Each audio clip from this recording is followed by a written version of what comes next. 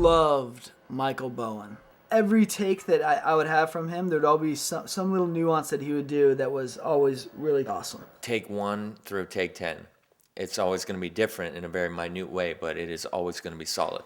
Dan, the character I play, is very tightly wound. Fuck! Fuck, bitch, shit! Fucking titty dick fuck! Fucking cock fucker! Shit ass fuck! Piss dick bucket fuck! You know, in his private life, he probably goes out, smokes crack and buys whores, and you know, he's like that much of a hypocrite. So when we're having the group sessions and stuff like that, I was drawing Big Dan. I wrote it in big block letters. Big Dan, Dan's great. I was just egoing out for Dan. Michael Bowen would take it to the extra level, like when Monty said, you know, I escaped again. Instead of hanging up the phone, he takes the whole desk and flips it. He did whatever his instincts told him to do, and I think that's what makes him a great actor. That's a one shot. No, well, I mean, it would take everybody a little while to set everything back up. I didn't break anything. But you can hear glass breaking. Oh, perhaps I broke something. He knew it was going to be the last shot, and so he just took and just flipped and ripped. I think that was the first shot. Was it the first? Oh yeah, you're right. They had to reset it all up. Yeah, no, you're right. It was the first shot. That's a cut. That's a wrap. That's a wrap. That's a wrap. There'll be no more running for me. I can't believe it's been 6 days already. Can you? 6 days already. Can you believe that? Does that seem right to you? How'd it go? How do you feel about what you got in those 6 days? So happy, man. Not one single regret. Not one single regret. I'm driving away from Brightway feeling completely happy with everything. Not just happy, not satisfied. Just so completely and deeply satisfied with the stuff that I got from my actors, from myself, the shots, everything. I couldn't be happier, man. I did the best I could. I did the best I could. So I gave it everything I had. I did the absolute best I could. I never held back. There wasn't one thing where I didn't try as hard as I can, and I feel good about it. I feel good about it.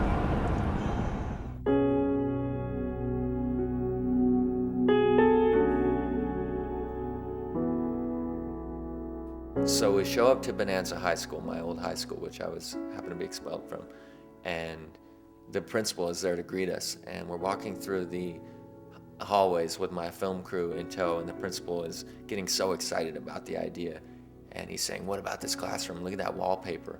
Or how about this science lab? Wouldn't that be great? Look at all these fish tanks. And it was just such a night and day difference from last time I was on that campus, where they told me, okay, we're gonna let you take your finals, but you can't take them during the week. You're gonna have to come here on a Saturday and take them when no one's around. It's pretty cool to go back and have that kind of homecoming. I would love to have seen my American history teacher, or one of those guys that, you know, totally was disgusted with me, just to be able to be sitting in front of, you know, a 35mm camera and being going, yo, what's up now? Yeah, we shot on a Sunday because you can't shoot during the week because school's in session. But a lot of the faculty, they got wind of it, and that was pretty cool. That was really deep for me to go back to high school.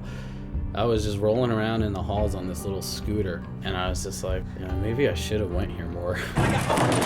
We filmed in the weight room of Bonanza, and there was, you know, we had a lot of great times in there, and just being kids. And I remember we're all trying to get big and strong and try to make the 1,000-pound club, where you bench press, squat, shoulder shrugs, backless, you know, all comes up to 1,000 pounds. We really shot for that our senior year, and Monty was actually the only one that made it that year out of all of us, but I did get most dips. No one really knew who I was in high school, none of the teachers or anything, so, but they all knew who Monty was, that's for sure. Really? Yeah, so for him to come back and film at Bonanza is a big deal. Well, people that I knew from high school, I knew it was gonna come off crazy, because once they said, oh yeah, movie, what's it about? You know, I said, well, it's actually a true story. Monty LaPica's true story. And everybody got a kick out of that. And then when they were like, well, who's starring in it? And I said, Monty, that's when it was just funny.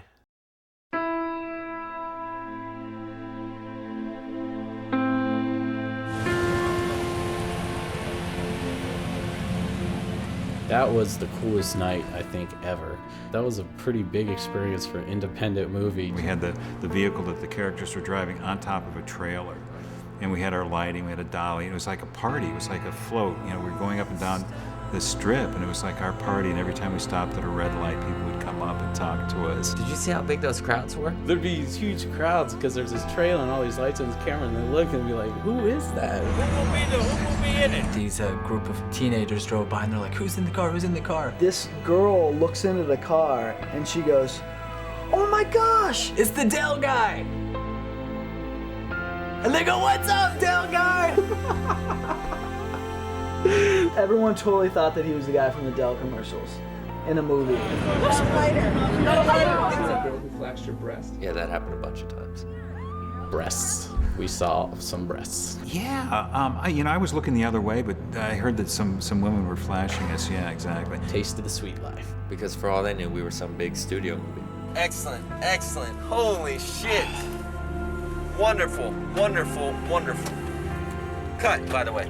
That was probably the highlight for me for the film, was filming on the Strip, because I grew up in Vegas and it just felt like I kind of conquered it a little bit, you know? It's like it's such a big town and sometimes you can feel like a small person, but when you're up and down in a trailer on the Strip, drinking fake beer, smoking fake weed, I started getting messed up like near the end of the night because I was just feeling it so much. I was just having so much fun. I'd like, give me more of that. Oh, yeah. The weed, who's got the weed? It's my fucking pocket, man. It's my fucking Well, eat pocket. that shit, man. Throughout the entire movie, when we're smoking weed, we're smoking catnip. And I don't know if you ever smoked catnip before, but it's the most disgusting thing ever. It makes you so nauseated. Yeah, I'm not sure if it was catnip or a catnip basil mix or oregano, but it was noxious when smoked. Cut. We're up at the Palms Hotel and we're doing the scene with me and Richie, and we're sitting there smoking weed, and he's asking, what do you think Monty's doing right now? And that's when that line. I don't know, you tell me, man. Is Jennifer Lopez hot? And I'm sitting there, I'm trying to take big hits, and next thing I know, I can feel my stomach starting to gurgle and my head gets really light, and I'm thinking, I don't know if I could smoke one more puff of this catnip again. And right when I thought that, I put that thing down and I ran to the bathroom and I blew chunks all over the Palms Hotel bathroom, and most of it was catnip. The one in the movie is a real bong hit. Real weed? Yeah.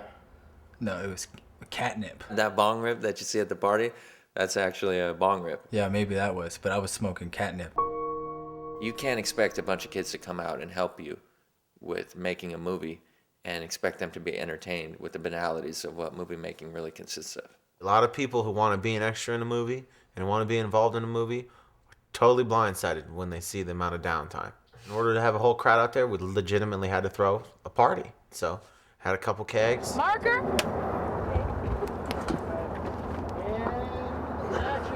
40, 50, 60. Oh, the keg stands were real.